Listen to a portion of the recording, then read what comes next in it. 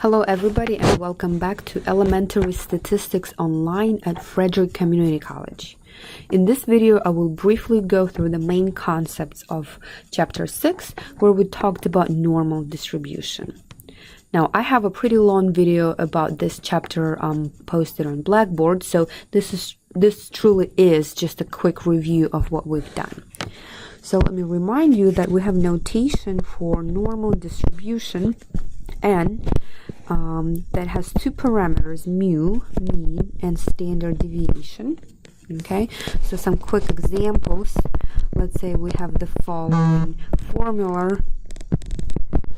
That means the mean is 2 and standard deviation is 3.5, whatever the units are, right? So just remind you, we started with the standard normal, where we have the mean is 0 and the standard deviation is 1, and that's just the distribution of your z-scores. Okay, so what do we know about the normal? The shape is symmetric about the mean. Okay, so we have the mean sitting right here in the middle, and the total area under the curve is equal to 1. Or this is 100% of your observations. Okay, so those are the basic ideas about normal distribution that we should know. All right, so what do we need to know as far as the test goes? So you should be able to compute areas under the curve, right? So let's say you have the following distribution. So if you have normal with the mean, let's say 42, and standard deviation 5, right? Okay, then here's the picture that goes with this particular problem. So 42 sits right here, and 5 is the standard deviation. We know by the empirical rule, just about all of the data is contained within 3 standard deviations, right? But we can answer more detailed questions. So for example, what if it's asking you the following? What is the proportion of observations that fall between, I don't know, let's say 40 and 55? Okay, so if that's what we're going to do, let's see, 40 is going to be somewhere here, 55 roughly around here. You're asked to find the area under the curve between these two values, right? Okay, so we would say the proportion of observations that fall between these two values would be normal CDF. So 40 is the low bound, 55 is the high, mean is 42, standard deviation is 5. Okay, so what would that be? We're going to go to second variables, command 2, the low is 40, high is 55, 42 is our mean, 5 is the standard deviation. Okay, so we get roughly 65%, so 65.08, right? Okay, so 65.08. Okay, if you were talking about proportion, that's 65.08%. Okay, so in general, when you ask percentage, probability, proportion, we should be using normal CDF,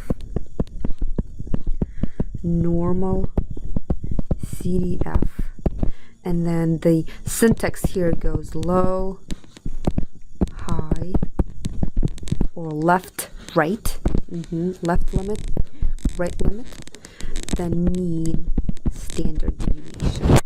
Okay, this is the command that you would use to find proportion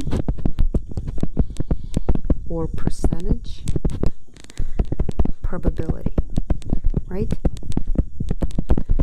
And that means these values have to be between 0 and 1, so P has to be between 0 and 1, or 0 and 100% if you're dealing with percentages, right? So if you convert into percentages, but this cannot be negative.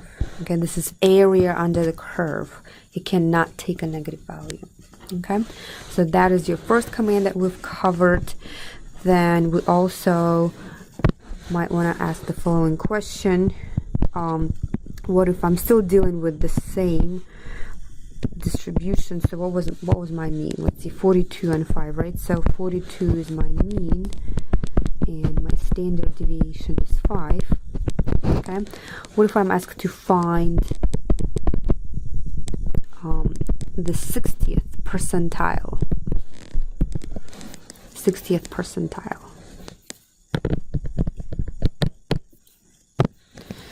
Okay, how would I do that?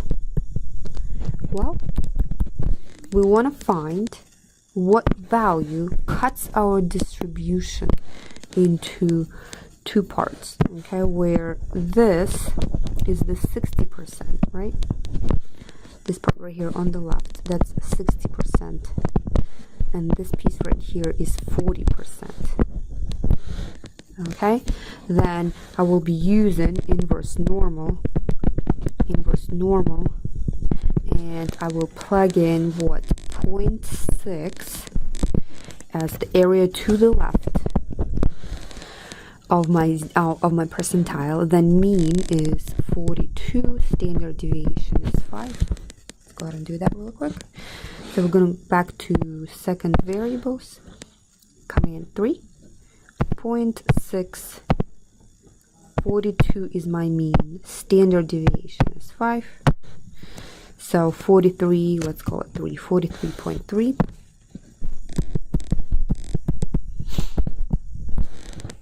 Okay, and look, it's actually just above the mean, and that makes sense because the mean cuts the distribution in half. This value cuts it in 60% and 40%, so it should be bigger.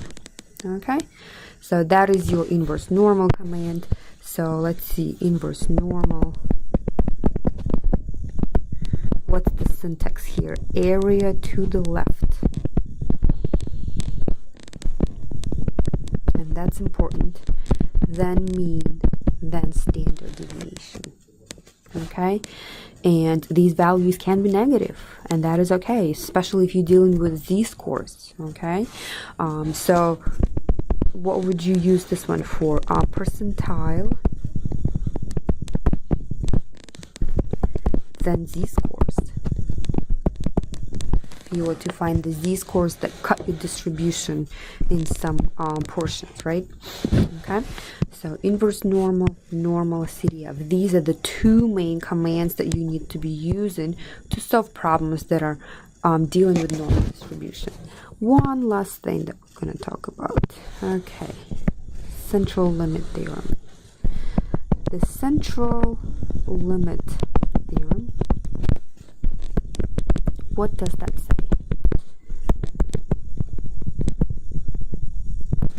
This is a very powerful tool, and it's a big result in statistics that lets us do all inferential statistics, actually. So it's a kind of a big deal, but the phrasing in our class is a little bit simplified. Basically, it says the following. Let's say you have a population with some mean and standard deviation. Okay, so these are the parameters of your population. Okay, central limit theorem says the following. If I take a simple random sample, so this is my simple random sample from this population, okay, of size greater than or equal to 30, then the distribution of the sampling mean is normal.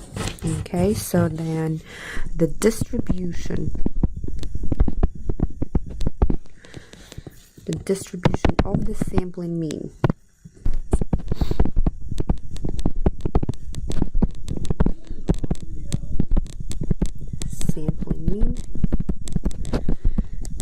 is normal.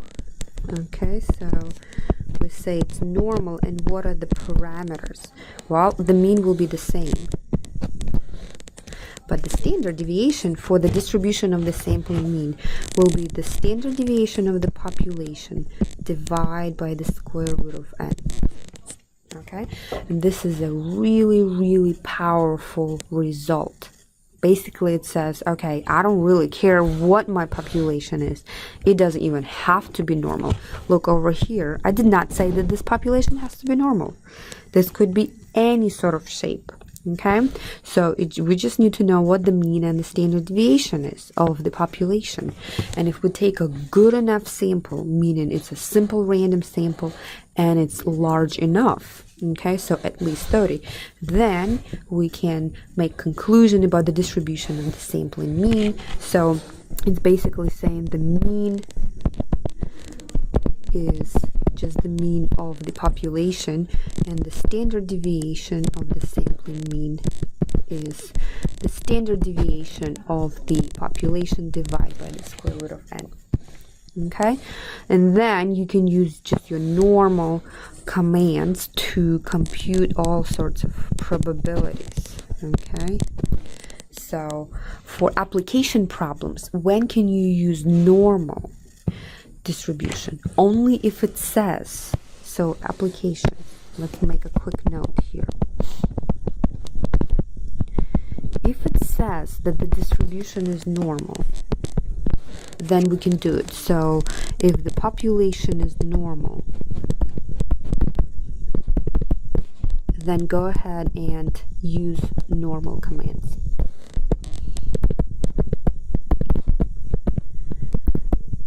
Okay, but then what if we're not given this information? Okay, then if the sample size is large enough and is greater than or equal to 30, then we're good to go. Then we can make conclusions about the sample mean, and that will be highlighted just like on your activity 6. We can answer some questions about the sample mean. And again, I'm going to emphasize the main thing that's going to happen is your standard deviation is the standard deviation of the population divided by the square root of n. Very important not to forget this part right here. Okay, all right, I think that's it. Let me take a look. Let's see. Normal distribution, we talked about the parameters, the shape, and the total area is 1.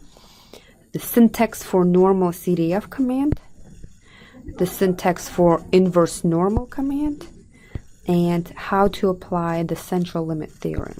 This will be your last problem on the test, or the last problem on your activity 6. Refer to that one. All right, thank you for watching.